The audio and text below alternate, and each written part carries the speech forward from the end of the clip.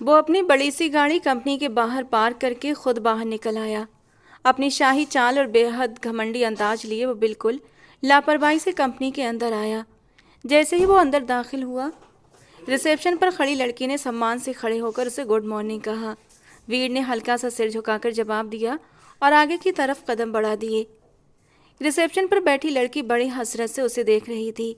वो 6 फीट से ज़्यादा लंबे कद का मालिक, फिट शरीर, खूबसूरत गोरी रंगत, काली गहरी आंखें, खड़ी नाक, भरे भरे होंठ और हल्की हल्की शेव में वो हमेशा की तरह बेहद हैंडसम लग रहा था और सबकी नज़रें अपनी ओर खींच रहा था।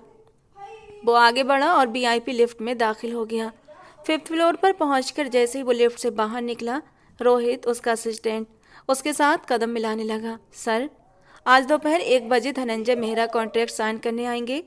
3 बजे बीआर कंपनी के साथ आपकी मीटिंग है और रात को कॉन्ट्रैक्ट साइनिंग पार्टी है। सर, आपके डॉक्यूमेंट्स आपके ऑफिस में पहुंचा दिए गए हैं। आप एक बार उन्हें चेक जरूर कर लें। ओके, और कुछ? नहीं सर। वो अपने ऑफिस में दाखिल हुआ तो 1 सेकंड के लिए चौंक गया, फिर हल्की सी मुस्कुराहट के साथ आकर अपनी चेयर पर बैठ गया। हे भगवान जी, हे भगवान जी, हमारे हमारे किए गए सारे पाप माफ़ कर दीजिए, जिनकी वजह से मेरी और मेरे दोस्त की शादी नहीं हो रही। लैपटॉप पर उंगलियां चलाते हुए वो जोर जोर से अपने ख्यालों का इजहार भी कर रहा था। भगवान के लिए यार, अपने पाप तुम खुद ही धुलवाओ, मेरे हिस्से में मत डालो। कम से कम आज तो मुंह बंद करके काम कर लो। इतना ज़्यादा काम देखकर मेरा बीपी लो हो रहा है। और तुझे, घटिया आदमी, अपनी शादी की पड़ी है। वीर ने झुंझलाकर कहा तो आर्यन गुस्से से चिढ़ गया।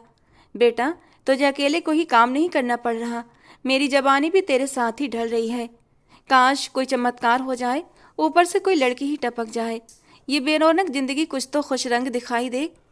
आर्यन की चलती जुबान पर अचानक ब्रेक तब लगी जब उसके सिर पर एक भारी हाथ की चोट पड़ी। वो गुस्से से वीर को देखने लगा जो हाथ में पेपर वेट उठाए उसे ही घूर रहा था। काश तो जैसा नमूना पैदा करने से पहले अंकल आंटी को फैमिली प्लानिंग का ख्याल आ गया होता। पहले अपने घर की झांसी की रानी को तो ठिकाने लगा, उसके बाद किसी मासूम लड़की की जिंदगी तबाह करने के बारे में सोचना। इससे पहले ये सपना हकीकत नहीं बन सकता।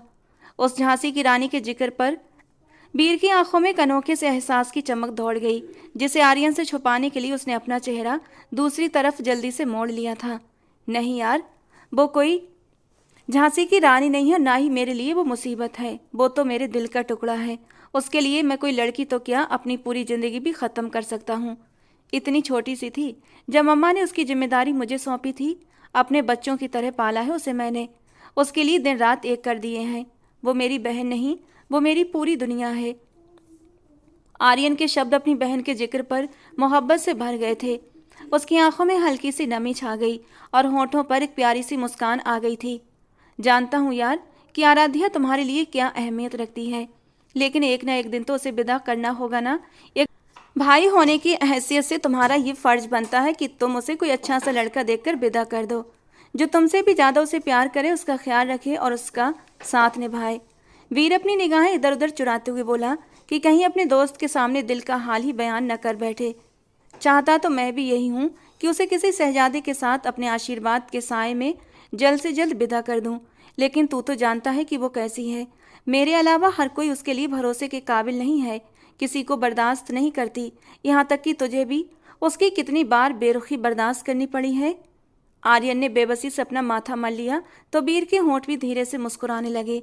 उसे वो पल याद आ गए जब उसे आर्यन के साथ दोस्ती की कीमत, आराध्या की कड़वी कसीली बातों को कई बार बर्दाश्त करते हुए सब्र का घूंट पीकर चुकानी पड़ी थी। संजय जरा याश टाइप की फितरत का आदमी था। अपनी दौलत और बेकार की आज़ादी ने उसका दिमाग कुछ ज़्यादा ही ख़राब कर रखा था। विदेश में कई साल अकेले रहने के बाद वो बिल्कुल ही हाथों से निकल चुका था और जब वो हिंदुस्तान वापस लौटा तो उसके बाप प्रताप ने एक शरीफ लेकिन और छोटी सी घराने की लड़की देखकर संजय की शादी उससे कर दी। संजय को इस बात से कोई प्रॉब्लम नहीं थी। इज्जतदार घराने की खूबसूरत बीवी मिल रही थी जो उनके बीच दबकर रहेगी। उन्हें और क्या चाहिए था? उनकी ज़रूरत पूरी करने के लिए एक से बढ़कर एक औरत मौजूद थी। खूबसूरती तो वैसे भी उनकी ख़ानदानी विरासत थी। संजय को अपनी एक अंग्रेज़ दोस्त से मोहब्बत हो गई तो उन्होंने अपने बाप के फैसले से विरोध करते हुए टीना से दूसरी शादी कर ली। प्रताप साहब को बहुत गुस्सा आया, लेकिन इकलौते बेटे की मोहब्बत में वो चुप हो गए। टीना और सुनैना अब एक ही घर में रहने लगे।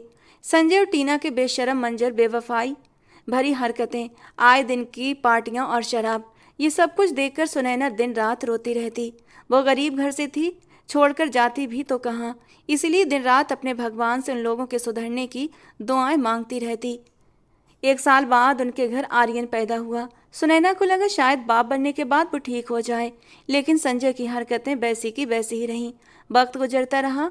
प्रताप साहब सब कुछ छोड़कर इस दुनिया से चले गए। अब तो संजय को और भी ज़्यादा आज़ादी मिल गई। आर्यन बड़ा हो रहा था और वो अपने बाप का ये रोज का रवैया देखता था। शराब पीना, औरतों के साथ दोस्तियां बढ़ाना, फिर माँ के साथ गलत व्यवहार, ये सब कुछ वो सब्र से अपने बाप की हरकतों को बर्दाश्त करता रहा। आर्यन की पैदाइश के 8 साल के बाद आराध्या पैदा हुई थी। संजय का रवैया सुनैना जी के साथ बेहद बुरा हो गया था। वो उनके पास जाते, मारपीट करते और रात गुजार कर चले जाते। आर्यन के अंदर ही अंदर ये सब देखकर एक आग भड़क रही थी और उसे अपने बाप से नफरत महसूस होने लगी। आराध्या के पैदा होने के ठीक 1 साल के बाद सुनैना जी का भी देहांत हो गया। उनके मरने के 2 दिन तक तो संजय साहब को पता ही नहीं चला। 9 साल के आर्यन के लिए 1 साल की आराध्या को संभालना बहुत मुश्किल हो गया। 2 दिन बड़ी मुश्किल से गुजरे थे कि तीसरी ही रात दोनों पर कयामत टूट पड़ी। उस रात तो संजय ने हद ही कर दी। वो अपने अय्याश दोस्तों को भी घर ले आया। आर्यन को दरवाजे पर कुछ खटपट महसूस हुई तो उसने डर के मारे आराध्या को अलमारी में छुपा दिया और खुद बाहर निकल कर आया।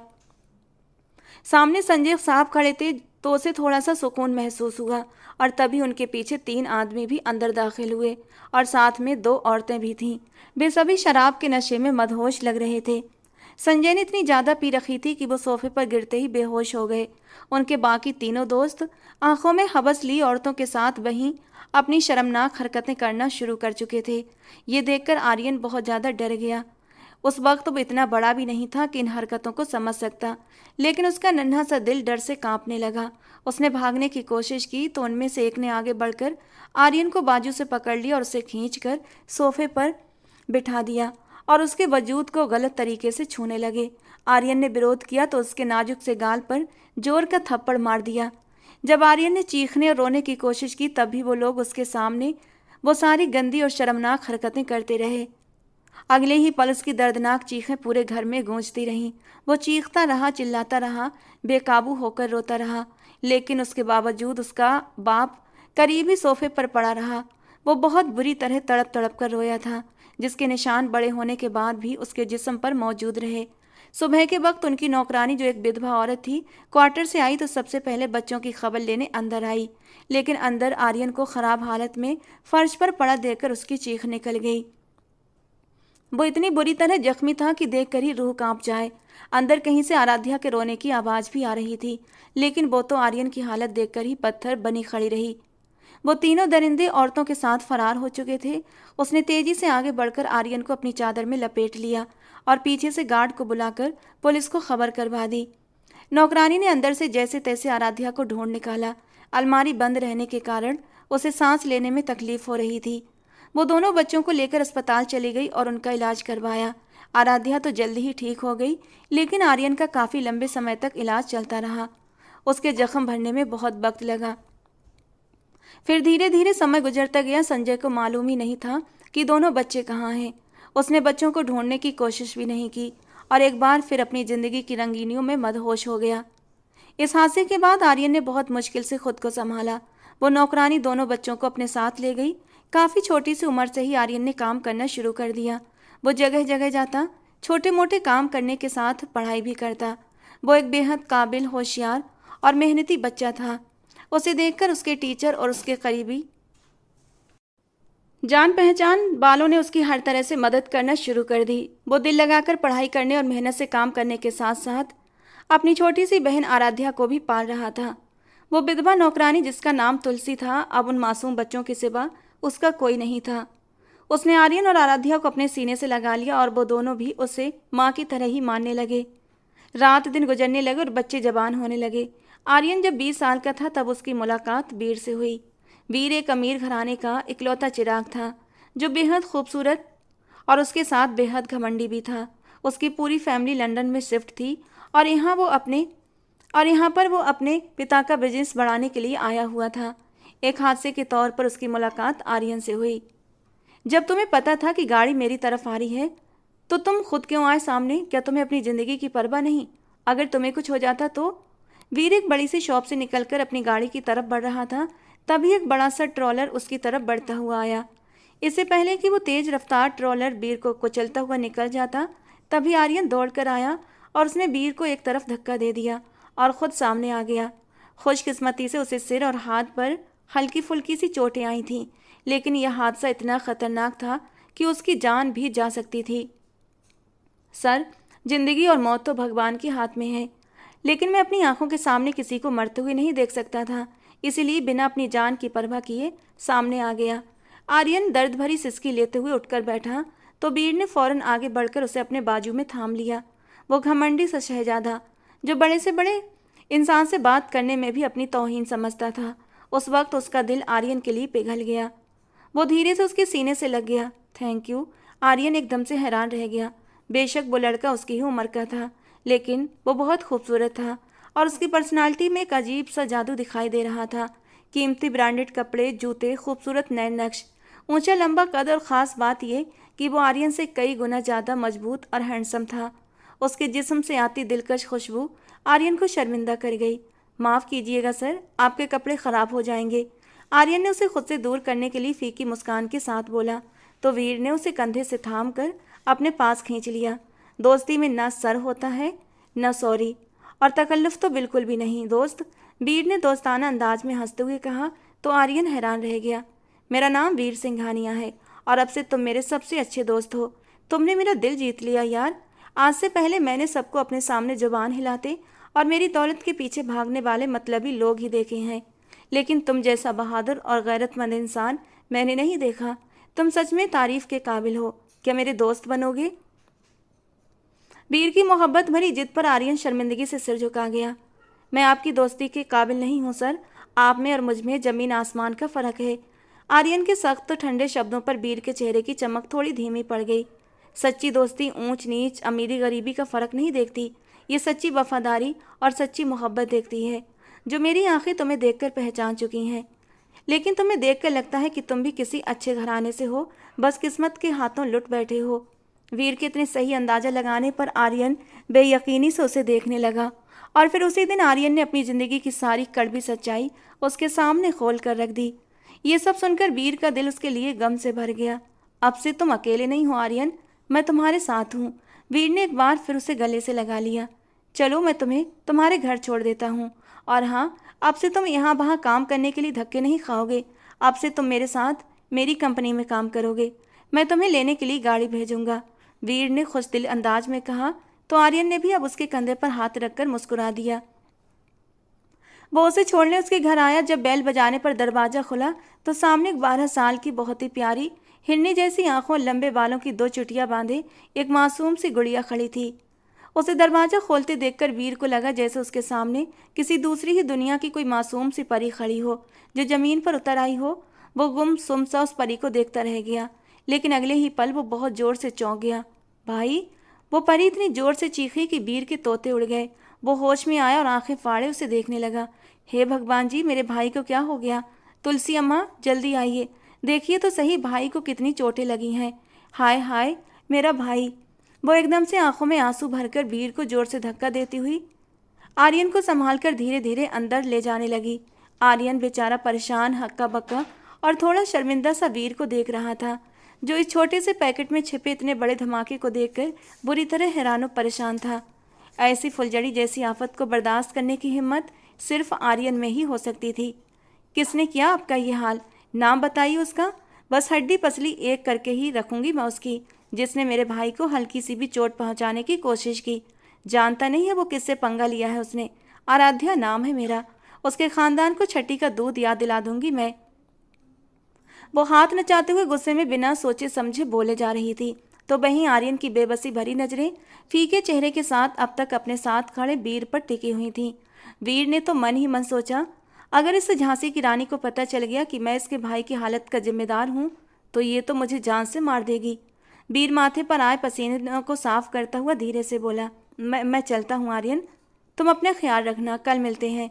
तभी आराध्या का ध्यान उस पर गया था, जिसे अब तक वो लापरवाही से खड़ा देख रही थी। उसने घूमकर जांचती परखती नज़रों से उसे घूरा। ये मिस्टर कौन है भाई? उसने थानेदार के अंदाज में आंखें छोटी करके उसका अच्छे से जायजा लिया, जैसे वो कोई शक के दायरे में खड़ा इंसान हो। आराध्या, ये हमारे मेहमान हैं, मेरे बहुत अच्छे दोस्त। इन्होंने ही मुझे अस्पताल पहुंचाया था और अब मैं कल से इनके साथ इनके ऑफिस में काम करूंगा। आर्यन ने वीर की हालत देखकर जल्दी से जवाब दिया, जो साफ तौर पर डरा हुआ लग रहा था। ये अचानक कहाँ से आपका दोस्त पैदा हो गया? आप तो कहते थे आराध्या, तू ही मेरी दोस्त है, तू ही मेरी दुनिया है, तू ही मेरा सब कुछ है, और आज आपने पार्टी बदल ली, आप किसी और को दोस्त बना रहे हैं। आराध्या सख्त अंदाज में बोलते हुए जैसे ही वीर पर झपटने को हुई, वो बेचारा दरवाजे से भाग चुका था। छोड़ूंगी नहीं मैं आपके उस नए नवेले दोस्त को, बड़ा आया आपका दोस्त बनने वाला। वो बड़बड़ाते हुए बोली, आप आराम करें, मैं आपके लिए कुछ खाने को लाती हूँ। वो मुक्का हवा में लहराती हुई किचन की तरफ बढ़ गई तो आर्यन ने मुंह पर हाथ फेर कर बाल बाल बच जाने पर भगवान का धन्यवाद किया। अगले दिन आर्यन अच्छे से तैयार हुआ और नाश्ते की टेबल पर आया तो आराध्या यूनिफॉर्म पहने स्कूल जाने के लिए तैयार बैठी थी और नाश्ता कर रही थी। मेरी प्यारी गुड़िया, आर्यन ने उसके सिर पर प्यार से हाथ फेरा तो वो मुंह बनाते हुए उठकर खड़ी हो गई। अरे आराध्या बेटा, भाई को तो नाश्ता कर लेने दो। तुलसी अम्मा उसे यूं नाश्ते की मेज से उठता हुआ देखकर तुरंत बोली, रहने दीजिए तुलसी अम्मा, लड़का तो हाथ से निकल चुका है। कल आपने देखा नहीं, इनका अमीर नखरीला नाजुक मिजाज दोस्त को वही खिला देगा इन्हें शाही नाश्ता। अब इन्हें हमारे घी वाले पराठे कहाँ अच्छे लगेंगे। ये देख तो आर्यन को रही थी, लेकिन बातें तुलसी अम्मा से कर रही थी। आर्यन ने मुस्कुराते हुए उसके बालों में हाथ फेरा। वो कल से वीर के साथ हुई दोस्ती पर जल भुन रही थी। तभी बाहर से गाड़ी का तेज हॉर्न बजा। वो तेजी से भागकर दरवाजा खोलने गई और हैरानी से चमचमाती शानदार गाड़ी को देखने लगी। अरे तुलसी अम्मा देखना, अब तो गाड़ी भी भेज दी उसने। पता नहीं क्या जादू कर दिया है मेरे मासूम भाई पर। मैं बता रही हूँ आपको, ये ले उड़ेगा मेरे मासूम भाई को और हम दोनों मुंह देखते रह जाएंगे। बनावटी दुख से आहें भरती वो अपना बैग उठाकर बोलती बड़बड़ाती बाहर निकल गई। हाय हाय, लड़की तो पूरी बावली हो गई है। बोल तो ऐसे रह रही है जैसे वो छोरा लड़का नहीं लड़की हो गया जो इसके भाई को डोरे डालकर भगा ले जाएगा। अरे मैं तो भगवान से प्रार्थना करती हूँ कि कोई लड़की आए और आर्यन बेटा को अपने प्यार के जाल में फंसा ले, लेकिन ये लड़की है कि लड़के पर ही शक कर रही है। तुलसी अम्मा अपने हाथ साफ करते हुए हैरानी से आराध्या को देखते हुए बोली। वहीं दोनों की बातें सुनकर आर्यन का चेहरा शर्म से लाल हो गया था। तुलसी अम्मा, वो मुझसे बहुत प्यार करती है, उसे बर्दाश्त नहीं हो रहा इसीलिए ऐसा बोल रही है। खैर, आप भगवान से मेरे लिए प्रार्थना करना और अपना भी बहुत सारा ख्याल रखना। ये कहकर आर्यन खड़ा हुआ और बाहर निकल गया। वो जैसे ही आलिशान सी बिल्डिंग वीर एंटरप्राइजेस की इमारत के अंदर दाखिल हुआ तो सामने ही उसे वीर अपना बेसब्री से इंतजार करता हुआ दिखाई दिया। वो आर्यन को देखते ही तेजी से उसके गले जा लगा। यार, कल के लिए मैं माफ़ी चाहता हूँ। आराध्या कुछ ज़्यादा ही बोल गई थी। वो ऐसी ही है, शरारती, चंचल और थोड़ी नटखट सी। मैंने उसे बड़े लाड प्यार से पाला है। वो मेरा बच्चा है, इसीलिए मेरे मामले में वो किसी को भी बर्दाश्त नहीं करती है। मुझे लेकर बहुत पजेसिव है। आर्यन शर्मिंदगी के एहसास से बोला तो वीर मुस्कुरा दिया। मैं समझ सकता हूँ आर्यन, तुमने जिस तरह अपनी बीती जिंदगी की कहानी सुनाई वो बहुत दर्दनाक है। ऐसे हालात में खुद को संभालना, फिर एक छोटी सी बच्ची की परवरिश करना, ये तुम जैसा बहादुर इंसान ही कर सकता है। तुम बहुत महान हो यार। और आराध्या बहुत खुशकिस्मत, जिसे तुम जैसा मोहब्बत करने वाला और उसकी सुरक्षा करने वाला भाई मिला। मैं समझता हूँ तुम्हारे लिए उसका इतना पागलपन बनता है। वीर हंसते हुए आगे बढ़ता बोला, वैसे मेरी तो तौबा, अब मैं दोबारा उसके सामने गया तो कहीं सच में मुझे कच्चा ही न खा जाए।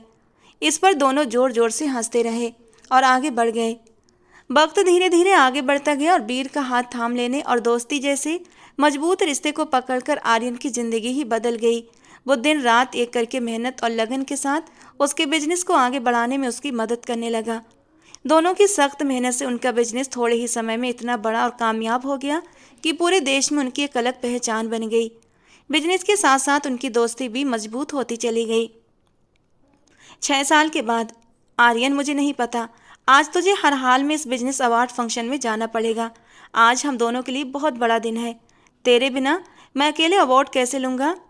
वीर, दांत पीसते हुए आर्यन बोला, जो ठीक वक्त पर उसे धोखा देकर आज फंक्शन में नहीं आ रहा था। मेरी उस मरी महबूबा की आत्मा जो तेरे अंदर घुसी बैठी है ना, भगवान के लिए आज उसे निकाल कर बाहर फेंक दे यार। अवार्ड फंक्शन खुद अटेंड कर ले, तुझे कोई खा नहीं जाएगा। समझा कर यार, छोटी के साथ सरप्राइज प्लान किया है, नहीं आ सकता। वरना वो चुड़ैल मेरा खून पी जाएगी। आर्यन बेबसी से बोलकर फ़ोन बंद कर गया। वीर ने गुस्से और हैरानी भरी नज़रों से फ़ोन को देखा। तभी माइक पर आवाज़ गूंजने लगी। आज का बेस्ट बिजनेसमैन अवार्ड जाता है मिस्टर वीर सिंघानिया को। वीर हल्की सी मुस्कान के साथ उठता हुआ स्टेज पर आ गया और अवार्ड लेते हुए बोला, मेरी कंपनी आज जिस मुकाम पर है उसके पीछे सिर्फ मेरी नहीं बल्कि मेरे सबसे अच्छे दोस्त, मेरे जान से प्यारे भाई आर्यन की मेहनत भी इसमें शामिल है। आज वो यहाँ पर नहीं आ सका, लेकिन मैं ये अवार्ड उसे समर्पित करता हूँ। मीडिया की तरफ मुस्कुराकर कहते हुए उसने अवार्ड वाला हाथ ऊपर उठा दिया और पूरे हॉल में तालियां गूंजने लगीं। कैमरों की फ्लैश लाइट में नीचे उतरता वीर न जाने कितनी लड़कियों के दिलों की धड़कन बढ़ा रहा था। उसे शानदार बंगला और एक कीमती गाड़ी बतौर चीफ गेस्ट तोहफे में मिली थी, लेकिन उसे इन सबसे कोई मतलब नहीं था। उसके हाथों में एक बड़ा सा फूलों का गुलदस्ता था और कई तोहफे भी। वो सीधा आर्यन के घर की तरफ चला आया, जो असल में इन सबका हकदार था। पूरे पूरे 6 साल के बाद वो दूसरी बार फिर उसके दरवाजे पर खड़ा था। वो इतना खुश और उत्साहित था कि अंधेरे में उसने बैल पर हाथ रखा तो हटाना ही भूल गया।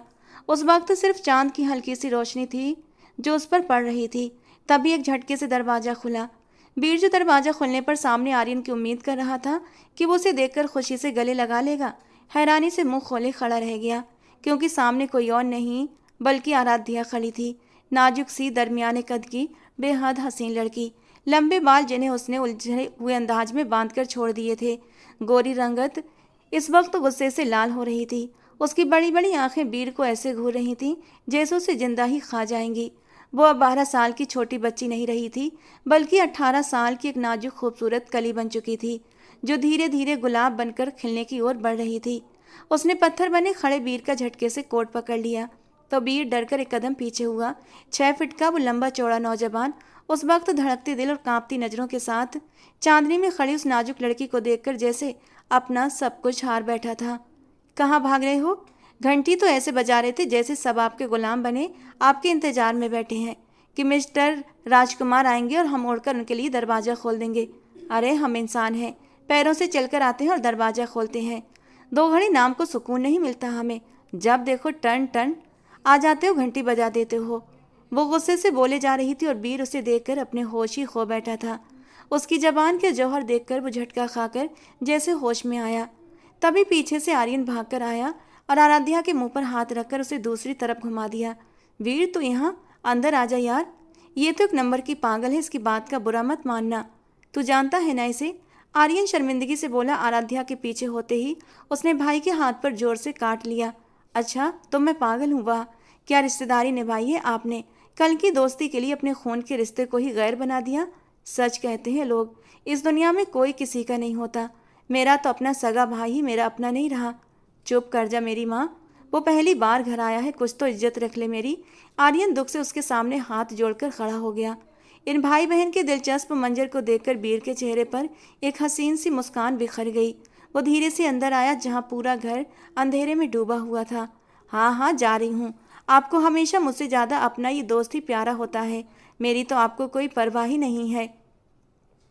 जब देखो काम काम काम, अभी उन्हीं के साथ जाइए और काम कीजिए। आंखों में मोटे मोटे आंसू भरती वो पलटकर जाने लगी। अभी 2 कदम ही आगे बढ़ी थी कि पूरे घर की लाइटें एकदम से रोशन हो गई। Happy birthday to you Aaradhya, खुशी से गुनगुनाते हुए आर्यन अपनी बहन के पास आया और प्यार से उसे अपनी बाहों में लेकर गोल गोल घुमाने लगा। तुलसी अम्मा वहीं सोफे पर बैठी तालियां बजा रही थीं। आराध्या पूरे घर को गुब्बारों और सजावट से सजा हुआ देखकर हैरान रह गई। उससे विश्वास नहीं हो रहा था कि उसके भाई ने उसके लिए इतना खूबसूरत सरप्राइज किया है। वो रोते रोते भी हंस पड़ी, लेकिन वीर के दिल की दीवारों में इश्क की आग भड़क चुकी थी। उसके चेहरे पर बिखरे हसीन बाल, गुलाब सी रंगत मासूम चेहरा, छोटी सी खड़ी नाक, हिरनी जैसी आंखें देखकर उसका दिल एक पल को धड़कना भूल गया। वो तो बेचारा पहले ही नज़र में उसकी मोहब्बत के जादू में बुरी तरह कैद हो चुका था। उसका रूप चांदनी की किरणों से भी ज़्यादा उजला लग रहा था। वो बहुत खूबसूरत थी, मगर उसकी खूबसूरती दिल की धड़कन यूं बढ़ा देगी वो ये बात नहीं जानता था। तभी आर्यन केक लेकर आया और तालियों की गूंज में आराध्या ने केक काटा। सबसे पहले उसने आर्यन को, फिर तुलसी अम्मा को केक खिलाया। वीर के दिल में भी ख्वाहिश जगी कि काश वो उसे भी केक खिलाए। तभी आर्यन ने केक का एक टुकड़ा उठाकर उसकी ख्वाहिश पूरी कर दी। वीर हल्का सा मुस्कुरा दिया। बिन बुलाए मेहमान, आराध्या ने जैसे ताना मारा। आर्यन ने पलटकर उसे बनावटी नाराजगी से देखा, फिर वीर की तरफ देखा जो बिना किसी शर्मिंदगी के अब भी मुस्कुरा रहा था। बिन बुलाए मेहमान सही, लेकिन तोहफा जरूर लाए हैं। वीर ने फूलों का गुलदस्ता आर्यन को दिया और साथ ही गाड़ी की चाबी के साथ साथ एक फाइल भी उसे पकड़ा दी। आराध्या ने आंखों में शिकारी सी चमक ली उसे घूरा, फिर पलटकर कमरे में चली गई। वीर ने आखिरी बार उसे दिल भर कर देखा। तू तो जानता है यार आराध्या को, मैंने बताया था तुझे, वो ऐसी ही जंगली बिल्ली है, शैतानों की परकाला। जब तक किसी की नाक में दम न कर दे उसे सुकून नहीं मिलता। उसकी बात का बुरा मत मानना, दिल की बहुत अच्छी है। आर्यन उसकी तरफ से सफाई देने लगा तो वीर ने उसे चुप करा दिया। मैं जानता हूँ यार, मुझे उसकी कोई बात बुरी नहीं लगी और ये गिफ्ट तुम्हारी मेहनत का सिला है। हाँ, फूल तुम उस अनार बम को दे सकते हो, वीर ने शरारत से बोला तो दोनों जोर जोर से हंसने लगे। मोहब्बत ने चुपके से वीर के खामोश दिल पर ऐसी दस्तक दी कि वक्त गुजरने के साथ साथ वो मोहब्बत के समंदर में इतना डूबता चला गया कि अब उसका उस समंदर से बचकर निकल आना बहुत मुश्किल बल्कि नामुमकिन हो गया था। लेकिन अपनी ये फीलिंग्स वो आर्यन के सामने हमेशा छुपाता था, क्योंकि उसे डर था कि कहीं उसे इस बात की खबर हो गई कि उसका भाई जैसा दोस्त उसकी बहन से मोहब्बत कर बैठा है तो वो अपने दोस्त को कहीं खो न बैठे। वो जानता था कि आराध्या उसे कुछ खास पसंद नहीं करती। उसे वीर से यही शिकायत थी कि उसने आराध्या से उसका प्यारा भाई छीन लिया है, और इसी वजह से जब भी वीर की उससे मुलाकात होती वो या तो उसे देखकर गंदे गंदे मुंह बनाती या फिर कड़वी कसैली बातों से उसे परेशान करती। मगर मोहब्बत का मारा वीर उसके हर सितम को चुपचाप सह जाता। यार तुझे कितनी बार मना किया है, रात में ही अचानक मीटिंग अरेंज मत किया कर। मेरी माँ जो घर में बैठी है, देर से घर जाऊँ तो फूलन देवी बन जाती है, मारती है यार मुझे। क्यों अपनी झोली में बद्दुआएं समेट रहा है? जानता भी है वो तुझसे कितना चिढ़ती है तेरी इन्हीं हरकतों की वजह से। आर्यन जल्दी जल्दी काम खत्म करके घर जाने ही वाला था जब वीर ने अचानक दांत निकालते हुए उसे रोक लिया और बताया कि वो थोड़ी देर में एक नई कंपनी के साथ मीटिंग करने वाले हैं। ये सुनकर आर्यन ने उसे खूब सुना डाला। वीर हल्का सा मुस्कुरा दिया। वो जानता था कि आराध्या पीठ पीछे उसे कितना बुरा भला कहती है। 1 घंटे की बात है यार, छोटी सी मीटिंग है बस। वीर ने आर्यन के कंधे पर हाथ रखा और कॉन्फ्रेंस रूम की तरफ बढ़ गया। वे दोनों जैसे ही अंदर कमरे में दाखिल हुए, सामने बैठे इंसान को देखकर आर्यन का रंग सफ़ेद पड़ गया। उसके पांव भारी हो गए और दिमाग की नसें गुस्से से फड़कने लगीं। वीर ने सवालिया नज़रों से आर्यन को देखा, जो सामने बैठे आदमी को देखकर मुट्ठियां भींचकर अपना गुस्सा काबू करने की कोशिश कर रहा था। क्या हालचाल है हमारे साहबजादे के? संजय प्रताप मुस्कुराकर कुर्सी से खड़ा हुआ और आर्यन को देखकर होठों पर शैतानी मुस्कान सजाकर बोला, घटिया आदमी, तेरी हिम्मत कैसे यहाँ आने की? आर्यन ने सपाट शब्दों में कहा तो संजय हंस पड़ा। वीर उनके बीच हो रही ये बातचीत देखकर हक्का बक्का रह गया। आराम से बेटा जी, इतनी भी क्या जल्दी है? अपने बाप से गले भी नहीं मिलोगे क्या? कितनी मुश्किलों से तुम्हें ढूंढा है, तुमसे मिलने के लिए कितने पापड़ बेले, तब जाकर मिस्टर वीर सिंघानिया के साथ ये मीटिंग अपॉइंट की ताकि तुमसे मिल सकूं। संजय शैतानी अंदाज में बोला और दोनों के धुआं धुआं होते चेहरों को देखकर हंस पड़ा। मेरा कोई बाप नहीं, समझा तू? मर गया वो मेरे लिए, अब निकल यहाँ से। आर्यन को लग रहा था कि गुस्से के मारे उसकी नसें फट जाएंगी। अच्छा चलो, जैसी तुम्हारी मर्जी, अगर तुम यही चाहते हो तो मैं यहाँ से चला जाऊँगा, लेकिन सीधे मतलब पर आता हूँ। ठीक है, फिर मतलब की बात करते हैं। और सीधी सी बात है, मेरी बेटी आराध्या तुम्हारे पास है, मुझे वापस दे दो। अपनी बहन के बारे में ऐसी बातें सुनकर आर्यन पूरी तरह काबू से बाहर हो गया।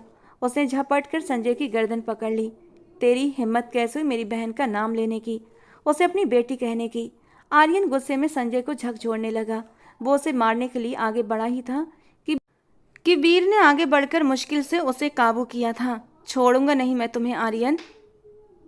मेरी बेटी को लेकर भाग गए थे ना, लेकिन मैं वापस आ गया हूँ। मैं उसका बाप हूँ और याद रखना, तुम उसे मुझसे छीन नहीं सकते। मैं उसे तुमसे वापस लेकर रहूँगा। संजय अपनी शर्ट के बटन ठीक करता हुआ बाहर निकल गया। उसके जाते ही आर्यन की आंखों से आंसू बेकाबू होकर बहने लगे। क्या बाप ऐसे होते हैं? आज बहुत शिद्दत से उसने तड़प कर यह बात कही। वीर ने उसे जोर से अपने सीने से लगा लिया। उसे अंदाजा नहीं था कि संजय प्रताप आर्यन का वही शैतान बाप है जिसने अपने बच्चों के साथ इतना गलत किया कि वो बाप के होते हुए भी अनाथों जैसी जिंदगी जीने पर मजबूर हो गए थे। मुझे माफ़ कर दे यार, मुझे नहीं पता था, वीर ने बेबसी से कहा। आर्यन को लगा जैसे सालों बाद आज फिर किसी ने उसे बुरी तरह रौंद डाला हो। नहीं यार, तू क्यों माफ़ी मांग रहा है? मेरी तो किस्मत ही ख़राब है। ये कहकर आर्यन अपने ऑफिस में आया, टेबल पर सामान रखकर वॉशरूम चला गया। वीर ने उसे बेहद दुखी नज़रों से देखा। तभी आर्यन का टेबल पर रखा मोबाइल बज उठा। भाई, हद होती है, कहाँ रह गए आप? और कॉल क्यों नहीं अटेंड कर रहे? जानते भी हैं मैं कितनी परेशान हो गई थी आपके लिए, कब से आपका इंतज़ार कर रही हूँ। आए क्यों नहीं आप? अब मैं सोने लगी हूँ, आकर जगाइएगा मत मुझे, और खाना भी अपने उस वीर महबूबा के साथ ही खाकर आइएगा। लगता है वो अपने ऑफिस के सारे काम आपसे ही करवाता है। कॉल उठते ही आराध्या एक ही सांस में बोलना शुरू हो चुकी थी। उसके वहम में भी नहीं था कि दूसरी तरफ कौन है। उसकी दिलकश, नरम और मदहोश कर देने वाली आवाज़ सुनकर वीर एक ठंडी आह भरता रह गया। हेलो। उसके खामोश होते ही वीर ने न चाहते हुए भी भारी और गंभीर आवाज़ में उसे अपने होने का एहसास दिलाया कि फ़ोन किसने उठाया है। उसकी आवाज़ पहले से कहीं ज़्यादा भारी हो चुकी थी। वीर की आवाज़ फ़ोन से सुनते ही आराध्या फटी फटी आंखों से मोबाइल स्क्रीन को घूरने लगी और दांत पीस गई।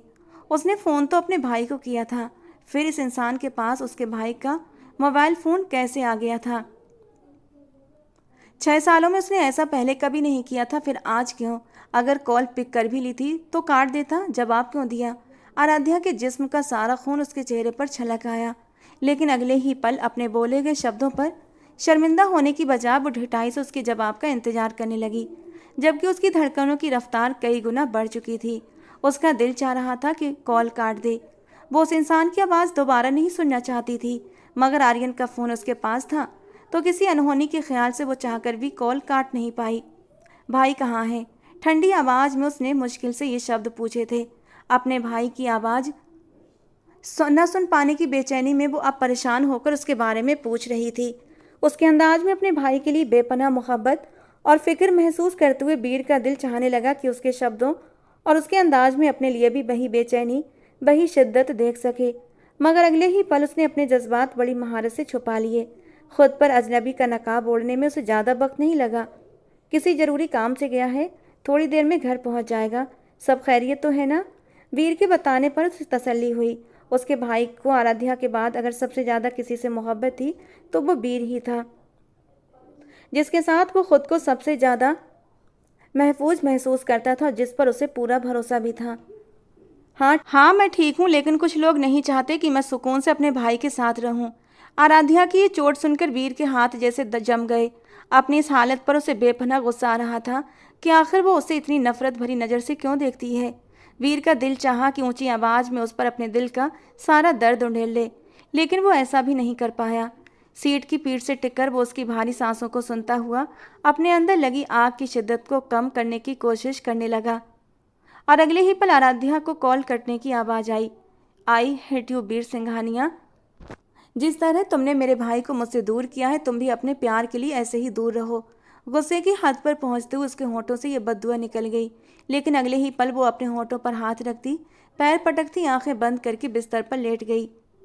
उधर वीर आर्यन का मोबाइल वापस रखकर उसका इंतजार करने लगा। कुछ देर के बाद वो आता हुआ दिखाई दिया, थका हुआ, सिर झुकाए, बेहद परेशान। तू ठीक है? वीर उसके पास वाली कुर्सी पर बैठते हुए प्यार से बोला। नहीं वीर, उसने हमें ढूंढ लिया है। वो मेरी बहन को मुझसे छीन कर ले जाएगा, वो उसे ले जाएगा।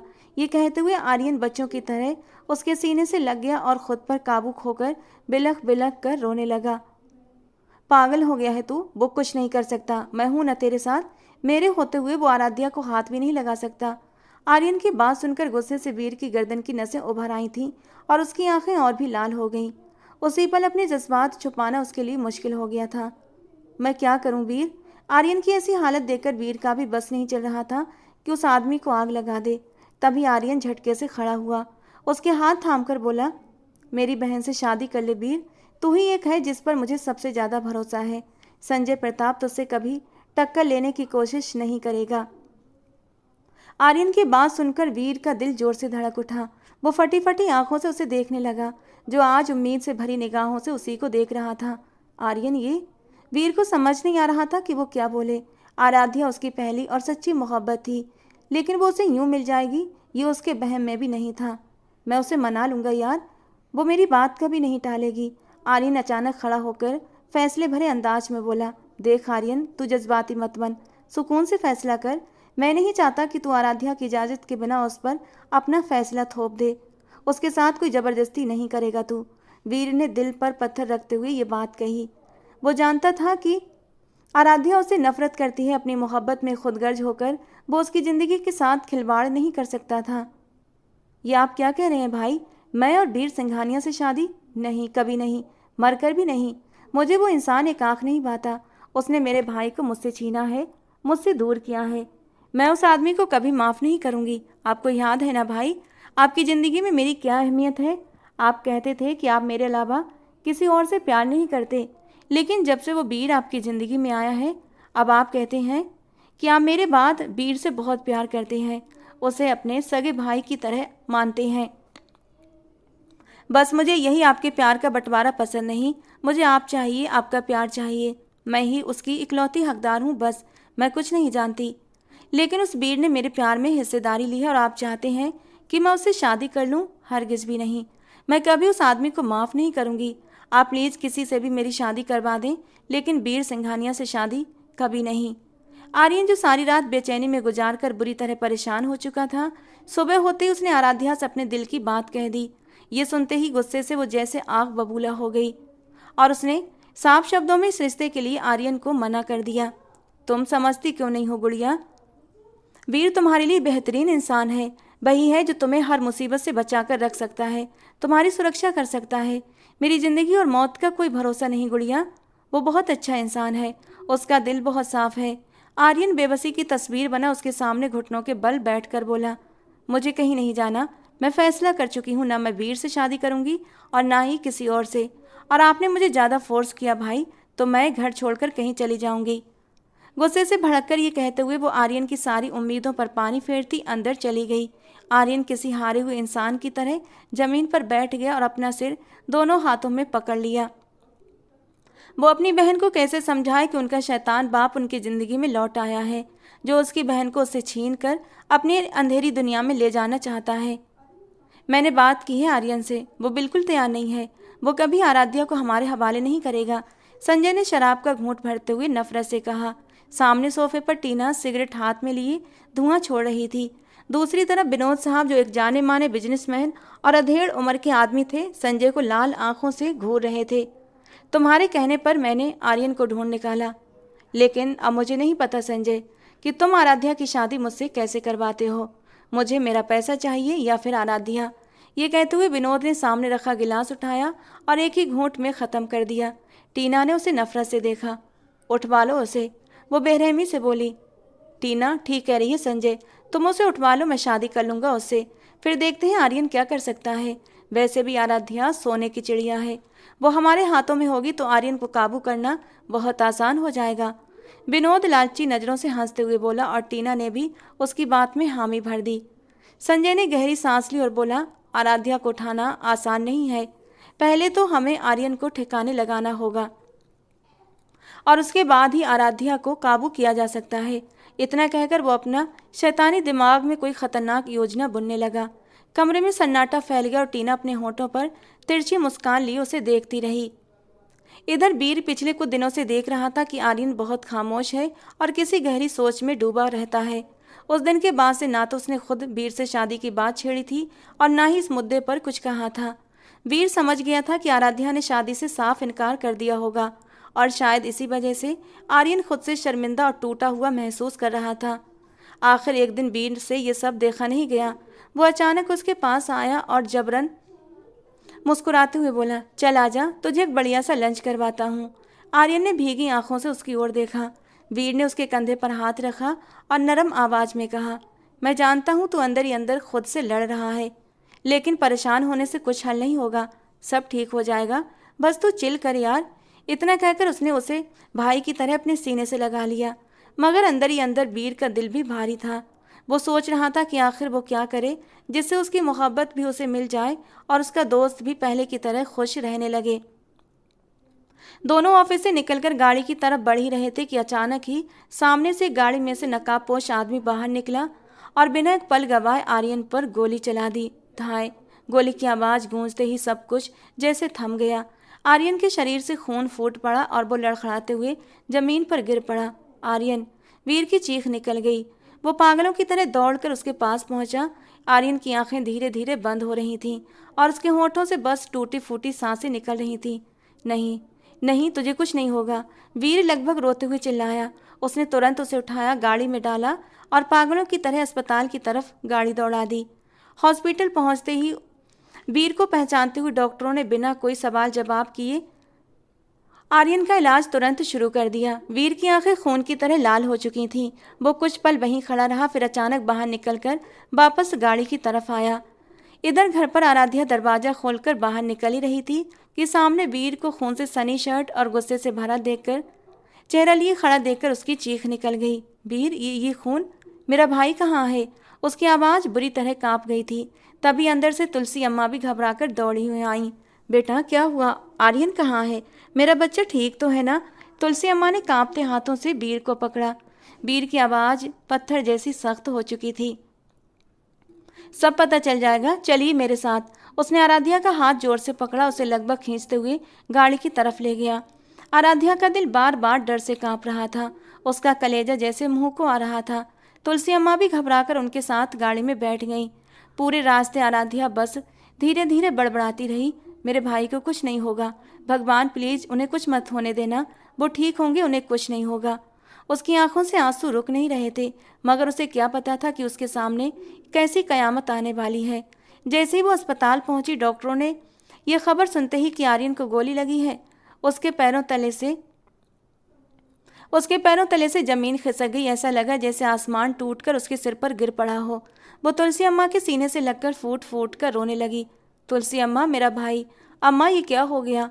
उसकी दिल दहला देने वाली चीख सुनकर वीर का दिल भी दर्द से भर गया। तभी डॉक्टर अंदर से बाहर आया और बोला, मिस्टर सिंघानिया, मरीज अब खतरे से बाहर है। थैंक गॉड की गोली लगने के बाद उन्हें वक्त पर अस्पताल पहुंचा दिया गया, जिससे उनका ज़्यादा खून नहीं बहा। वो बिल्कुल ठीक है, अभी बेहोश हैं। कल तक उन्हें होश आ जाएगा, तब आप उनसे मिल सकते हैं। डॉक्टर की बात सुनते ही जैसे सबकी जान में जान आ गई थी। आराध्या, तुम अपना ख्याल रखना, मैं अभी आता हूँ। वीर उसके पास आकर नरम आवाज में बोला और तेजी से बाहर निकल गया। आराध्या की भीगी आंखें दूर तक उसे जाता हुआ देखती रहीं। आज उसे पहली बार एहसास हुआ कि वो कितनी गलत थी। उसने हमेशा वीर को गलत समझा, उसे बुरा भला कहा, उससे नफरत की, और आज उसी इंसान ने आगे बढ़कर उसके भाई की जान बचाई थी। कुछ पछतावे ऐसे होते हैं जिनका कोई इलाज नहीं होता। शायद उसने वीर के साथ अब तक जो कुछ किया, उसके बाद वो इस काबिल भी नहीं थी कि उससे माफ़ी मांग सके और अपनी गलतियों का पछतावा कर सके। वो खाली कुर्सी पर बैठी बस चुपचाप बेबसी से रोती रही। इंस्पेक्टर साहब, मुझे संजय प्रताप को हर हाल में जेल की सलाखों के पीछे देखना है, वही मुजरिम है। उसी ने मेरे भाई जैसे दोस्त पर गोलियां चलवाई हैं, मुझे उसी पर शक है। वीर सीधे सीधे अस्पताल से पुलिस स्टेशन आया था और रिपोर्ट दर्ज करवाते हुए गुस्से से बोला। डीएसपी ने फाइल बंद करते हुए कहा, ठीक है मिस्टर सिंघानिया, आपकी रिपोर्ट दर्ज हो गई है, हम मुजरिम को जल्द से जल्द गिरफ्तार कर लेंगे। डीएसपी की बात सुनकर वीर देर रात तक थका हारा वापस अस्पताल पहुंचा। वहां उसने देखा कि आराध्या कुर्सी पर बैठी खाली निगाहों से सामने कहीं खोई हुई है, जैसे किसी गहरी सोच में डूबी हो। ये लो, कुछ खा लो, दोपहर से भूखी हो। वीर ने पानी की बोतल और कुछ स्नैक सैंडविच उसके सामने रखते हुए धीमी आवाज में कहा। आराध्या ने धीरे से उसकी तरफ देखा। वीर, मुझे एक बात बताइए, ये सब किसने किया है? आखिर किसकी दुश्मनी हो सकती है मेरे भाई से? कौन उनकी जान लेना चाहता है, बताइए मुझे। वो अचानक खड़ी होकर बेचैनी से उसके सामने आ गई। वीर ने एक ठंडी नज़र उस पर डाली। मेरे पास तुम्हारे किसी सवाल का कोई जवाब नहीं। आखिर मेरी हैसियत ही क्या है जो मैं कुछ बोलूं? तुम्हारे लिए तो मैं हमेशा वही इंसान रहा हूं जिसने तुम्हारे भाई आर्यन को तुमसे दूर किया, एक गुनहगार। अनचाहे ही उसके दिल का दर्द शब्द बनकर बाहर आ गया। आराध्या एक पल को बिल्कुल खामोश रह गई। तभी एक नर्स दौड़ती हुई आई। मिस्टर सिंघानिया, आपके पेशेंट को होश आ गया है। ये सुनते ही दोनों तेजी से कमरे की ओर भागे। उधर तुलसी अम्मा एक कोने में बैठी भगवान से रो रो कर आर्यन के ठीक होने की दुआएं मांग रही थीं। कमरे में पहुंचते ही उन्होंने देखा आर्यन मुश्किल से अपनी आधी खुली आंखों से उन्हें देख रहा था। दोनों को एक साथ देखकर उसके होंठों पर हल्की सी मुस्कान आ गई। कैसा है यार? वीर ने प्यार से उसके माथे को चूमते हुए कहा, मगर आर्यन की नज़रें अजीब तरह से कभी आराध्या पर टिकती तो कभी वीर पर। फिर उसने बेहद कमज़ोर आवाज़ में कहा, आराध्या, मेरी आखिरी आरजू पूरी कर दो ना। देखो, अब तो मेरी ज़िंदगी मौत का भी कोई भरोसा नहीं। मैं तुम्हें सिर्फ सेफ हाथों में सुरक्षित देखना चाहता हूँ। क्या तुम अपने भाई की ये आखिरी विनती पूरी नहीं करोगी? वीर से शादी कर लो। आर्यन ने इतनी उम्मीद भरे अंदाज में कहा कि आराध्या फूट फूट कर रो पड़ी। उसके पास अब इनकार करने की कोई गुंजाइश नहीं बची थी। मैं तैयार हूँ, लेकिन आपको ठीक होना होगा। उसने बस इतना ही कहा था कि वीर हैरानी से फटी फटी आंखों से उसे देखने लगा। फिर सब कुछ जैसे बहुत तेजी से हुआ। सुबह कब हुई, कैसे हुई, किस तरह और कब आराध्या आराध्या सिंघानिया बन गई, उसे खुद कुछ याद नहीं रहा। लेकिन उसे एक फैसले के साथ ही जैसे आर्यन की सारी चिंताएं, सारी परेशानियां एक पल में ख़त्म हो गई थीं। आप होते कौन हैं मुझे अरेस्ट करने वाले? मैं क्यों अपने बेटे पर गोली चलवाऊंगा? पहले सबूत लेकर आइए, उसके बाद मुझे अरेस्ट कीजिए। संजय अपने घर आई पुलिस को देखकर गुस्से में भड़कता हुआ बोला। डीएसपी सख्त आवाज में बोले, आपके खिलाफ रिपोर्ट दर्ज हुई है मिस्टर संजय। संजय ठाका लगाकर हंसा। रिपोर्ट तो कोई भी दर्ज करवा सकता है, लेकिन मुझ पर हाथ डालने के लिए आपको सबूत लाने होंगे डीएसपी साहब। अगली बार सबूत के साथ आइएगा। उनका मजाक उड़ाता अंदाज सुनकर डीएसपी की आंखें खून की तरह लाल हो गईं। उन्होंने दांत भींचते हुए कहा, अभी तो जा रहा हूँ, लेकिन जिस दिन मुझे सबूत मिल गया याद रखना, तो मैं यहीं से घसीटता हुआ ले जाऊंगा। डीएसपी की बात सुनकर संजय जोर से हंस पड़ा। पुलिस के जाते ही टीना अंदर से बाहर आई और घबराई आवाज में बोली, आर्यन बच गया, अब हम क्या करेंगे? कैसे उस बूढ़े को आराध्या देंगे? संजय ने सिगरेट का गहरा कच लिया और धुएं का गुबार छोड़ते हुए बेशर्मी से मुस्कुराया। फिक्र मत करो जाने मन, बेशक वो जिंदा है, लेकिन इस वक्त अपने पैरों पर खड़ा नहीं है कि अपनी बहन की हिफाजत कर सके, और इसी बात का फ़ायदा उठाकर हम बहुत जल्द अपना मकसद पूरा करेंगे। संजय बेशर्मी से कहता हुआ सिगरेट का गहरा कच लेकर बोला था। दोपहर के 12 बज रहे थे। हर तरफ लोगों की भीड़ थी। कोई अपने प्यारों के लिए दुआ कर रहा था तो कोई उनकी तकलीफ पर रो रहा था। कहीं कोई अपने किसी से बिछड़ गया था तो कहीं किसी को नई जिंदगी मिल रही थी। आराध्या खामोश निगाहों से अस्पताल में मौजूद लोगों को देखती रही और एक गहरी सांस भरकर रह गई। तभी कोई उसके बेहद करीब आकर हल्के से गला साफ करने लगा। वो चौंककर मुड़ी। चलो मैं तुम्हें घर छोड़ देता हूँ। आर्यन अब बिल्कुल ठीक है, मैं यहाँ उसके पास हूँ, तुम घर जाओ। तुलसी अम्मा घर पर अकेली हैं और अब तुम्हारा यहाँ कोई काम भी नहीं। शादी के बाद ये पहली बार था जो उससे बात कर रहा था। मुझे यूँ हुक्म देने की ज़रूरत नहीं, जब तक मेरा भाई यहाँ है मैं भी यहीं रहूँगी। उसने अपने बही जिद्दी अंदाज में बोलते हुए उसे ऊपर से नीचे तक गहरी नज़रों से घूर कर देखा। अब तभी वीर ने बेहद खामोशी से लेकिन सख्त पकड़ में उसके बाजू को थाम लिया और धीमी मगर कड़ी आवाज़ में बोला, जितना कहा है उतना करो। मैं आर्यन नहीं हूँ जो तुम्हारी बेवकूफ़ियाँ बर्दाश्त करूँगा। खामोशी से घर जाओ, तमाशा लगाने की ज़रूरत नहीं है। उसके इस सख्त लहजे को सुनकर आराध्या एक पल को जैसे पत्थर बन गई। उसकी आंखों से मोटे मोटे आंसू टप टप गिरने लगे। अगले ही पल उसने झटके से अपना हाथ छुड़ाया और रोती हुई अस्पताल से बाहर निकल गई। उस वक्त वीर का सख्त होना ही उसके लिए बेहतर था, क्योंकि वो देख रहा था आराध्या अस्पताल में रहते हुए बुरी तरह थक चुकी थी। न ढंग से खाती थी, न आराम कर पाती थी। उसने मोहब्बत भरी नज़रों से उसके रूठे हुए चेहरे को जाते हुए देखा। और फिर आराध्या ने भी तो वीर को इतना तड़पाया था, तो वीर का इतना गुस्सा करना भी बनता था। उसे घर छोड़कर वो वापस अस्पताल चला आया। वक्त के साथ आर्यन की तबीयत काफ़ी बेहतर हो गई थी। मैंने अपनी फैमिली से बात कर ली है आर्यन, बहुत जल्द वो हिंदुस्तान आ रहे हैं। अब तुम भी जल्दी से ठीक हो जाओ ताकि मैं अपनी बीवी को विदा कराकर तुम्हारी जान को सुकून दूं। वीर ने मजाकिया अंदाज में कहा तो आर्यन हंस पड़ा। अब तुझे पता चलेगा जब झांसी की रानी हर वक्त तेरी गर्दन पर तलवार तान कर खड़ी रहेगी। आर्यन की बात सुनकर वीर का दिल अपनी दुश्मन जां को देखने के लिए मचलने लगा, मगर उसने दिल पर पत्थर रखकर खुद को संभाल लिया कि तभी उसके मोबाइल पर आराध्या की कॉल आने लगी। उसने सावधानी के तौर पर आराध्या का नंबर अपने मोबाइल में सेव कर लिया था, लेकिन अब उसकी कॉल आते देखकर वो हैरान रह गया। हेलो, कमरे से बाहर आते हुए वो धीरे से बोला, बेटा वीर। आराध्या की जगह तुलसी अम्मा की रोती हुई आवाज़ सुनकर उसका दिल जोर जोर से धड़कने लगा। क्या हुआ अम्मा, सब ठीक तो है? वीर घबरा कर बोला। वीर वीर बेटा, आराध्या। घबराहट और परेशानी से उनकी आवाज़ गले में ही अटक रही थी। वो ठीक तरह से बोल भी नहीं पा रही थी। हाँ हाँ अम्मा बताइए, आराध्या को क्या हुआ है? अम्मा बोलिए वरना मेरा दिल फट जाएगा, वो बाहर निकलते हुए जोर से चीखा। वो लोग आराध्या को ले गए वीर, उसका बाप आया था, वो आराध्या को अपने साथ ले गया। तुलसी अम्मा अब रोने लगी थीं। उधर वीर के आसपास जैसे धमाके हो गए हों। इतनी हिम्मत कि वो मेरी बीबी को लेकर जाए, मैं उसे जिंदा नहीं छोड़ूंगा। अम्मा, ये मामला अब तक आर्यन का था, इसीलिए वो बचे रहे, लेकिन अब बात मेरी इज्जत की है, और जो मेरी बीबी पर बुरी नज़र डालेगा मैं उसे मौत के घाट उतार दूंगा। अगले ही पल उसके शब्दों में अनदेखे शोले भड़क रहे थे। वो किसी जख्मी शेर की तरह वहां से निकल पड़ा।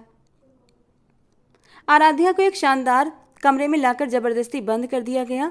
वो जब से आई थी बस रोए जा रही थी। अचानक आराध्या तेजी से बिस्तर से उठी और दरवाजे की तरफ बढ़ी। वो जोर जोर से दरवाजा पीटने लगी, एक बार, दो बार और बार बार। काफी देर तक चीखने चिल्लाने के बाद उसे कदमों की आहट सुनाई दी, तो वो और जोर जोर से दरवाजा पीटने लगी। दरवाजा खुला तो आराध्या थोड़ा पीछे हट गई। ये लो तुम्हारे कपड़े, इन्हें पहनकर तैयार हो जाओ, कुछ देर में तुम्हारी शादी है। 10 मिनट में पंडित जी को लेकर आ रही हूँ। वो औरत लाल रंग की साड़ी पहने भारी मेकअप के साथ उसे ये खबर देते हुए बोली, क्या मतलब? मेरी शादी करवा रहे हैं आप लोग? होते कौन है मेरी शादी करवाने वाले? आराध्या ना समझी और गुस्से में उस औरत को देखकर नफरत से चिल्लाई, बेगैरत कहीं की, तेरा बाप है वो, जिसके हुक्म पर ये सब कुछ हो रहा है। शराफत से शादी कर ले वरना जान से जाएगी। टीना की बात सुनकर आराध्या की आंखों में जैसे मिर्ची भर गई। कौन हो आप? मेरा कोई बाप नहीं, मेरा सिर्फ एक भाई है। मैं किसी को अपना बाप नहीं मानती।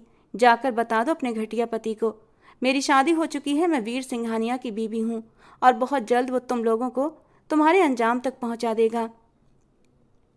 आराध्या जोर से चीखी तो टीना की आंखें गुस्से से बाहर को उबल पड़ी।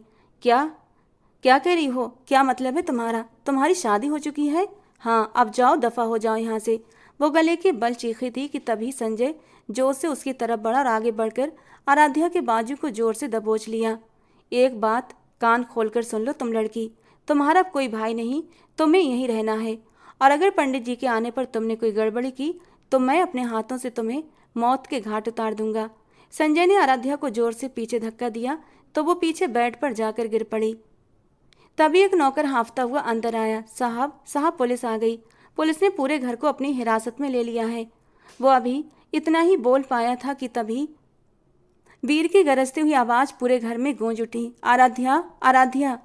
संजय और टीना का चेहरा एकदम से सफेद पड़ गया। उधर आराध्या ने पहली बार खुशी से उसकी आवाज सुनी और उठकर भागती हुई उसके सीने से लगने ही वाली थी कि तभी संजय ने उसका हाथ कसकर पकड़ लिया और उसे खींचते हुए नीचे ले जाने लगा। इतनी भी क्या जल्दी है सिंघानिया साहब, जरा पहले अपनी बीवी की कीमत तो पूरी कर दो। संजय शैतानी मुस्कान के साथ उसके सामने आकर बोला। उसकी ये बात सुनते ही वीर का खून खौल उठा। नामर्द आदमी, मेरी बीवी को छोड़ दे, शर्म कर, औलाद है वो तेरी, जिसका तू सौदा करने चला है। मैं जान से मार दूंगा तुझे। वो गले की नसें तान कर गरजा तो संजय हंस पड़ा। मेरी कोई औलाद नहीं है, बस पैसा ही मेरे लिए सब कुछ है। संजय की बात सुनकर आराध्या ने तकलीफ भरी निगाहों से उसकी ओर देखा। नाम का सही, पर वो उसका बाप ही था, जिसके दिल में ना तो कोई इंसानियत थी ना कोई नरमी। उसने संजय के हाथ की तरफ देखा और अचानक जोर से उसके हाथ पर अपने दांत गड़ा दिए। दर्द से तिलमिलाकर उसने तुरंत उसका हाथ छोड़ दिया। मौका मिलते ही आराध्या भागकर वीर के सीने से जा लगी और उसकी पनाह में छिप गई। वहीं डीएसपी जो वीर के साथ ही आया था हल्का सा मुस्कुराया और फिर वीर के इशारे पर उसने तुरंत गोली चला दी। अगले ही पल संजय, जिसे अपनी दौलत, ऐशो आराम और घमंड पर बहुत गुरूर था, जमीन पर गिर पड़ा। उसका सब कुछ खत्म हो चुका था और वो खाली हाथ ही इस दुनिया से चला गया। टीना की चीखें पूरे घर में गूंज रही थीं और कानों को चीर रही थीं।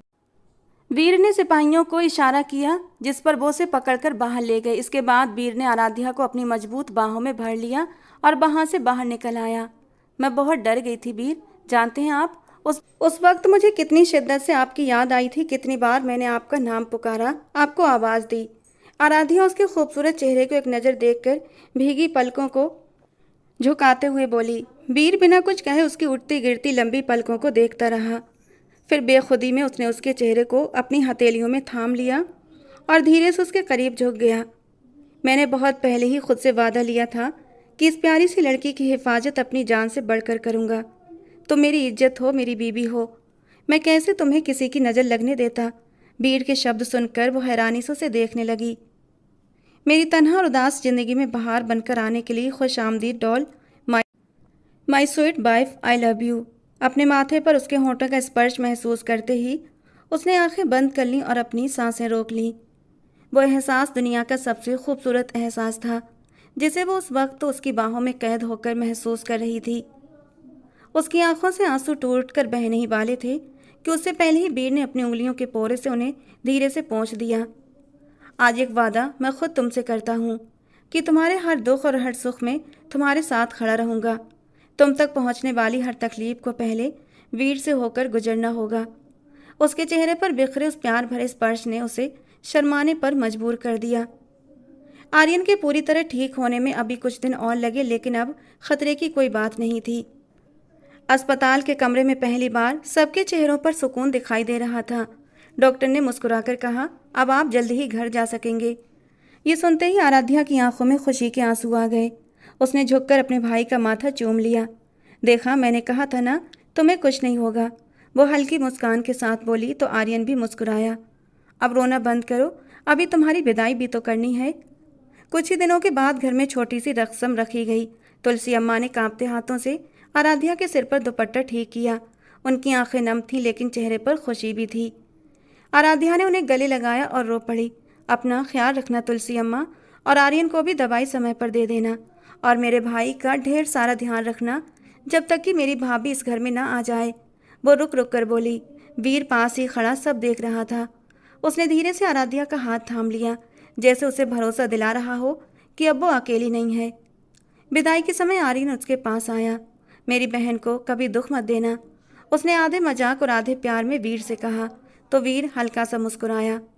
अब ये मेरी जान है, इसे दुख देना तो दूर, मैं इसकी आंखों में आंसू भी नहीं आने दूंगा। वीर के आलिशान कमरे में इधर उधर टहलती हुई आराध्या बुरी तरह बेचैन हो रही थी। शादी की पहली रात के बारे में उसने जो कुछ सुन रखा था, उसे सोच सोच कर ही डर के मारे उसका बुरा हाल हो रहा था। कहाँ वो नर्म नाजुक सी 18 साल की लड़की, और कहाँ वो 29 साल का वीर सिंघानिया। ये सोचकर कभी उसे पसीना आने लगता तो कभी दिल की धड़कन तेज हो जाती। वीर कमरे में दाखिल हुआ। उसके चेहरे पर फैला डर देखकर उसके होठों पर हल्की सी मुस्कान आ गई। आराध्या जल्दी से उसके पास आ गई। आप मुझे मुंह दिखाई देंगे ना? उसकी बात पर वीर हैरान हो गया। हाँ, तो इसमें पूछने वाली क्या बात है? मुंह दिखाई तो तुम्हें जरूर दूंगा। आज तो हमारी सुहागरात है ना। सुहागरात का नाम सुनते ही आराध्या के चेहरे का डर वीर ने साफ साफ देख लिया। आप वादा करें, मैं जो भी आपसे मांगूंगी वो आप मुझे जरूर देंगे। वीर ने प्यार से उसका ठंडा हाथ अपने गर्म हाथों में ले लिया। वादा है मेरी जान, जो भी मांगोगी वही दूंगा। प्लीज़ आप मेरे साथ ये रस्म मत कीजिए, मैं अभी बहुत छोटी हूँ ना, इसलिए जब मैं 20 साल की हो जाऊँ तब आप इस रस्म को पूरा कर लेना प्लीज़। उसकी बड़ी बड़ी आंखों में नमी चमकने लगी। उसका ये डर देखकर वीर एकदम से हंस पड़ा। अब वादा किया है तो निभाना तो पड़ेगा, वरना मेरा इरादा तो कुछ और ही था। उसने हल्के से अपने अंगूठे से उसके नरम होठों को छू लिया। इस स्पर्श से आराध्या के पूरे वजूद में एक सनसनी दौड़ गई। मैं कपड़े बदल लूँ?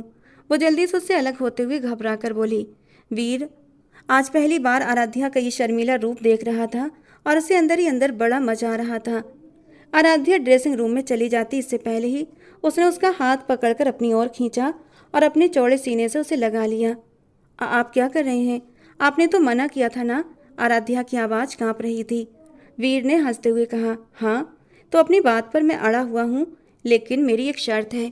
बेड हम एक ही शेयर करेंगे और मैं तुम्हें हग करके ही सोऊंगा, लेकिन प्रॉमिस, तुम्हारे साथ कोई भी ज़बरदस्ती नहीं करूँगा। सुहागरात तो दूर की बात है। आराध्या के लिए ये मुश्किल था, लेकिन सुहागरात से बचने के लिए उसने ये शर्त मान ली। वीर के होठों पर एक प्यारी सी मुस्कान उभर आई और उसने उसे छोड़ दिया। जब आराध्या चेंज करके आई तो वीर पहले ही बेड पर लेट चुका था। आराध्या भी शर्माते हुए उसके पास लेट गई और वीर ने उसे खींचकर अपने सीने से लगा लिया। वादा किया था तो वादे को पूरा करो, मुझे हक करके ही तो लेटना है। उसने उसे अपनी बाहों में छुपाते हुए अपने होंठ आराध्या के माथे पर रख दिए। वीर की मर्दाना खुशबू और मजबूत पनाहों में आने के साथ ही आराध्या के पूरे वजूद में एक सरसराहट फैल गई। हल्का हल्का कंपन उसके पूरे शरीर में दौड़ रहा था और वीर ये महसूस कर रहा था, और उसके होठों पर एक हल्की मुस्कान थी। धीरे धीरे उसने अपना एक हाथ आराध्या के नरम पेट पर रखा और सरकाते हुए ऊपर की ओर बढ़ाया। आराध्या ने अपनी सांस रोक ली। उसका दिल तेजी से धड़क रहा था। वीर उसकी नरम धड़कनों पर अपना हाथ रखते हुए उनके साथ खेल रहा था। आराध्या के होठों से गहरी सांस निकली और उसने उसका हाथ अपनी मुट्ठी में दबा लिया। वीर, आप चीटिंग कर रहे हैं। आपने मना किया था ये नहीं करना था, उसने कांपते होठों से कहा। वीर ने मुस्कुराते हुए कहा, हाँ तो मैं कब सुहागरात मना रहा हूँ, बस तुम्हें हाँक करके ही तो लेटा हूँ। उसने आराध्या की नरम नाजुक गर्दन में चेहरा छुपाते हुए गहरी गहरी सांस ली और उसकी मदहोश कर देने वाली खुशबू को अपने अंदर उतार लिया। आराध्या के लिए किसी मर्द का ये पहला स्पर्श था और उसके वजूद में अजीब सी हलचल दौड़ गई। पेट में तितलियां सी उड़ने लगीं। कांपते होठों से उसने कहा, वीर मुझे कुछ हो रहा है। वीर ने उसके कान में धीरे से सरगोशी की। अच्छा लग रहा है ना? आराध्या ने हल्का सा हाँ कहा, डर और खुशी के मिले जुले एहसास के साथ। अगले ही पल वीर धीरे से उसकी नाइट शर्ट के बटन खोलता हुआ उसकी छोटी सी नरम धड़कन को अपनी मुट्ठी में भर गया था, जो बिना किसी इनरवियर के थी। और वीर की हरकत पर आराध्या के होंठों से एक सिसकारी निकल गई। वो एकदम मचलकर वीर के चौड़े सीने में अपना मुंह छुपा गई, जबकि वीर उसके कंधे से शर्ट हटाता हुआ उसके कंधे पर अपने गर्म दहकते होठों का स्पर्श रख चुका था। आराध्या पूरी तरह उसके स्पर्श में बिखरने लगी थी। गर्म सांसों का तूफान बढ़ने लगा था। वीर ने देखा कि आराध्या पूरी तरह तैयार है उसकी संगत के लिए, तो उसने शरारत से आराध्या के कान में कहा, गुड नाइट आराध्या, सो जाओ, रात बहुत हो चुकी है। जबकि आराध्या ने कसकर वीर की बनियान को अपनी मुट्ठियों में जकड़ लिया। नहीं वीर, अब मुझे नहीं सोना। मुझे कुछ हो रहा है और मुझे बहुत सुकून मिल रहा है। मुझे सुहागरात मनानी है। वो धीरे से उसके कान में सरगोशी करती हुई वीर को हंसने पर मजबूर कर गई। आप मेरा मजाक उड़ा रहे हैं? वीर को हंसते हुए देखकर आराध्या ने झूठ मूठ की नाराजगी से कहा, हरगिज भी नहीं मेरी जान। वो उसे तकिए पर सीधा करते हुए उसके सारे बटनों को खोलता उसकी नरम धड़कनों में अपना मुंह छुपा गया, जबकि आराध्या भी सब कुछ भूलते हुए वीर के गले में अपनी बाहें डालते हुए अपना आप उसके हवाले कर चुकी थी। कुछ हफ्तों के बाद आर्यन भी पूरी तरह ठीक होकर अपने काम पर लौटने लगा। आर्यन और वीर अब अपने बिजनेस को पार्टनरशिप पर करने लगे थे। एक दिन वो अपने ऑफिस के केबिन से बाहर निकल रहा था कि अचानक एक लड़की से उसकी टक्कर हो गई। उसके हाथ से फाइलें नीचे गिर गईं। ओह सो सॉरी। आर्यन झुककर फाइलें उठाने लगा तो लड़की ने मुस्कुराकर कहा, कोई बात नहीं सर, गलती मेरी भी थी। उसकी मुस्कान बहुत प्यारी थी। उसका नाम पिरशा था, शांत, समझदार और दिल से बेहद साफ, जिसे वीर ने आज ही आर्यन की पर्सनल सेक्रेटरी के तौर पर अपॉइंट किया था। धीरे धीरे उनकी नज़दीकियां बढ़ने लगीं और आर्यन की ज़िंदगी में भी खुशियों की रोशनी लौट आई। उधर वीर और आराध्या की ज़िंदगी भी अब सुकून से गुजरने लगी थी। एक शाम वीर उसे शहर से दूर एक शांत झील के किनारे ले गया। हल्की हवा चल रही थी और सूरज डूबने वाला था। तुम्हें यहाँ क्यों लाया हूँ पता है तुम्हें? वीर ने मुस्कुराकर पूछा। आराध्या ने सिर हिलाया। नहीं। वीर ने धीरे से उसका हाथ थाम लिया, क्योंकि यहाँ बहुत सुकून है और मुझे तुम्हारे साथ हर खूबसूरत पल यहीं जीना है। आराध्या हल्का सा शर्मा गई। उसने नज़रें झुका लीं। वीर ने उसके माथे पर प्यार से चुम्बन रखा और बोला, अब तुम्हारी मुस्कान ही मेरी दुनिया है। आराध्या ने सिर उसके कंधे पर टिका दिया। उस पल दोनों के दिलों में एक ही एहसास था। अब उनकी ज़िंदगी में दर्द के बजाय सिर्फ प्यार और सुकून ही रह गया था। तो दोस्तों, आज की हमारी कहानी आपको कैसी लगी कमेंट बॉक्स में ज़रूर बताना। पसंद आई हो तो प्लीज़ लाइक करना। ऐसी और रोमांटिक कहानियों के लिए हमारे चैनल को सब्सक्राइब करें। मिलते हैं दोस्तों अगली किसी नई और रोमांटिक कहानी के साथ।